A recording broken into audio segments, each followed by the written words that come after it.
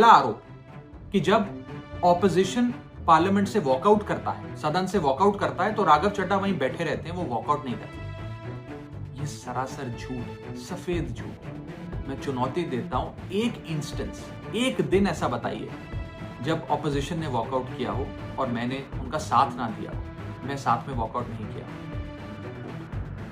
ना मुझे आम आदमी पार्टी के किसी भी नेता ने इस मोशन पर साइन करने के लिए कहा, ना औपचारिक तौर पर कहा, ना अनौपचारिक तौर पर कहा। और आम आदमी पार्टी के राज्यसभा में कुल 10 सांसद हैं, जिनमें से 6 या 7 सांसदों ने इस मोशन पर खुद ही साइन नहीं किया। तो नमस्कार साथियों, कल से मेरे खिलाफ एक स्क्रिप्टेड कैंपेन चलाया जा रहा है। सेम भाषा, सेम बातें, सेम आरोप। ये कोई कोइंसिडेंस नहीं है, बल्कि एक कोऑर्डिनेटेड अटैक है। पहले मैंने सोचा कि मुझे इसका जवाब नहीं देना चाहिए, फिर लगा कि कहीं एक झूठ को 100 बार बोला जाए तो कुछ लोग मान ना लें, इसलिए मैंने सोचा कि जवाब दूं। आम आदमी पार्टी ने 3 आरोप लगाते हुए यह कहा कि इन 3 आरोपों की वजह से हम राघव चड्ढा को पार्लियामेंट में बोलने का मौका नहीं देंगे। राघव चड्ढा के पार्लियामेंट में बोलने पर रोक इसलिए लगाई गई क्योंकि उन्होंने ये 3 गलतियां करी। मैं एक एक करके इन तीनों पर आपसे बात करना चाहूंगा। पहला आरोप कि जब ऑपोजिशन पार्लियामेंट से वॉकआउट करता है, सदन से वॉकआउट करता है, तो राघव चड्ढा वहीं बैठे रहते हैं, वो वॉकआउट नहीं करते। यह सरासर झूठ है, सफेद झूठ।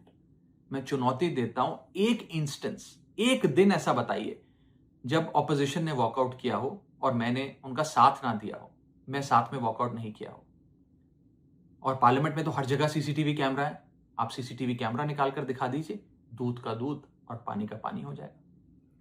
दूसरा आरोप लगाया कि राघव चड्ढा ने चीफ इलेक्शन कमिश्नर के इंपीचमेंट मोशन पर, यानी कि मुख्य चुनाव आयुक्त को हटाने वाली जो याचिका थी, उस पर साइन करने से मना कर दी। दूसरा सफेद झूठ।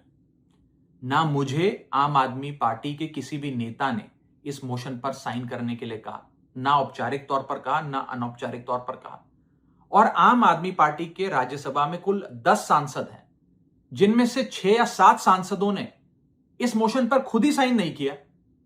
तो भला इसमें मेरी क्या गलती? खाली सारा दोष मुझ पर ही क्यों मढ़ा जा रहा है? और इस मोशन के लिए राज्यसभा में कुल 50 सिग्नेचर चाहिए होते हैं, यानी कि 105 विपक्षी सांसदों में से मात्र 50 सिग्नेचर से ये याचिका पूरी हो जाती। तो इतना शोर क्यों? और तीसरा आरोप जो मुझ पर लगाया गया वो ये था कि राघव चड्ढा डर गए हैं और इसलिए वो बेकार मुद्दे उठाते हैं।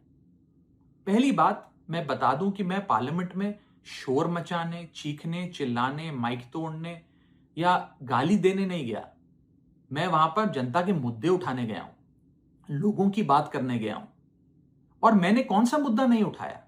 मैंने जीएसटी से लेकर इनकम टैक्स की बात करी, पंजाब के पानी से लेकर दिल्ली की हवा का मुद्दा उठाया, हमारे सरकारी स्कूलों की हालत से लेकर कैसे पब्लिक हेल्थ केयर इंस्टीट्यूशंस को मजबूत किया जाए, इंडियन रेलवेज में जो पैसेंजर्स ट्रैवल करते हैं उनकी समस्याएं रखी, यहां तक कि मेंस्ट्रुअल हेल्थ, एक ऐसा मुद्दा जिसके बारे में लोग बात करने से कतराते हैं, वो बातें तक रखी। बेरोजगारी से लेकर महंगाई तक तमाम मुद्दे उठाए। आप मेरे 4 साल का पार्लियामेंट का ट्रैक रिकॉर्ड उठाकर देख लीजिए।